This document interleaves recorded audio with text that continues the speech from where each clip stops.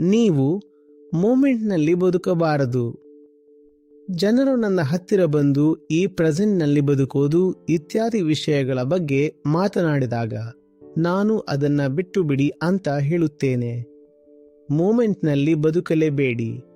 ನೀವು ಹೇಗೆ ಬದುಕುತ್ತಿದ್ದೀರಾ ಅಂತ ನೋಡಿ ಮತ್ತು ನಿಮ್ಮ ನಾಳೆಯ ಬಗ್ಗೆ ಚಿಂತೆ ಮಾಡಿ.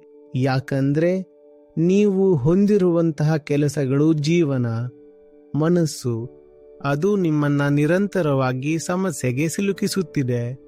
ಆದರೆ ಆ ಸಮಸ್ಯೆ ಇವತ್ತು ಹೆಚ್ಚು ಕಾಣ್ತಾ ಇಲ್ಲ ಅಷ್ಟೇ. ಈಗ ನಾಳೆಯನ್ನು ನೋಡಿ.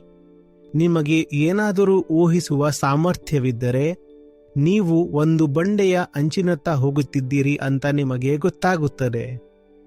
ನೀವು ಯಾವುದಾದರೂ ಆಸೆಯಿಂದ ಪ್ರೇರಿತರಾಗಿ, ಆಸೆಯಿಂದ ನಿರ್ದೇಶಿಸಲ್ಪಟ್ಟು ಏನನ್ನಾದರೂ ಮಾಡಲು ಹೋದಾಗ ನೀವು ಖಂಡಿತವಾಗಿಯೂ ಭವಿಷ್ಯವನ್ನು ನೋಡಬೇಕು ಮತ್ತು ಅದರ ಪರಿಣಾಮಗಳು ಏನಾಗಿರುತ್ತವೆ ಅಂತ ನಿಮ್ಮನ್ನೇ ಕೇಳಿಕೊಳ್ಳಬೇಕು. ಯಾರು ಅತ್ಯಂತ ಮುಖ್ಯವಾದ, ಅತಿ ಪವಿತ್ರವಾದ ಯಾವುದಕ್ಕಾದರೂ ಸಮರ್ಪಿತರಾಗಿರುತ್ತಾರೋ ಅವರು ತಾನಾಗಿಯೇ ಮೊಮೆಂಟ್ನಲ್ಲಿ ಬದುಕಲು ಪ್ರಾರಂಭಿಸುತ್ತಾರೆ. ಆಗ ಇದನ್ನು ಅವರಿಗೆ ಕಲಿಸಬೇಕಾದ ಅವಶ್ಯಕತೆ ಇರುವುದಿಲ್ಲ. ಮೊಮೆಂಟ್ನಲ್ಲಿ ಬದುಕುವುದು ಆಗ ಒಂದು ಗುರಿಯಾಗಿರುವುದಿಲ್ಲ, ಅದು ಒಂದು ಬೈ ಪ್ರಾಡಕ್ಟ್ ಆಗಿರುತ್ತೆ. ಗುರಿ ಏನಾಗಿರುತ್ತದೆ ಎಂದರೆ ಅತ್ಯಂತ ಪ್ರೀತಿಸಲ್ಪಡುವ ವಿಷಯಕ್ಕೆ ಸೇವೆ ಮಾಡುವುದು.